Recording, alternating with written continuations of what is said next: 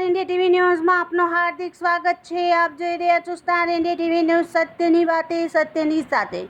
ઝાલોદ તાલુકાના માછન ડેમ નજીક કામ કરતા યુવકનું સિમેન્ટ કોન્ક્રીટનું ફ્લોર મશીન રિવર્સ લેતા પાછળના ટાયરમાં આવી જતા મોત।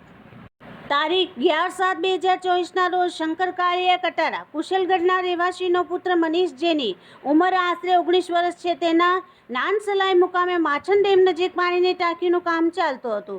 ત્યાં આશરે બપોરે 12:30 કલાકે સિમેન્ટના કોન્ક્રીટનો માલ બનાવનાર એજેક્સ કંપનીનું ફ્લોરિંગ મશીન GJ36S81 થારના ચાલક દ્વારા રિવર્સ લેતા તેના પાછળનું ટાયર મનીષભાઈ પર ચડી ગયું હતું। ટાયર જડી જતા મનીષભાઈના શરીરે ઈજા થતાં તેમને તાત્કાલિક ઝાલોદ સરકારી દવાખાને લઈ જવામાં આવેલ હતા। ઝાલોદ સરકારી દવાખાનાના ડોક્ટર દ્વારા તપાસ કરવામાં આવતા મનીષભાઈને મૃત જાહેર કરવામાં આવેલ હતા।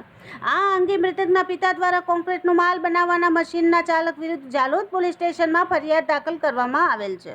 Star India TV news Jhalod reporter Pankajbhai Pandit, જિલ્લા દાહોદ।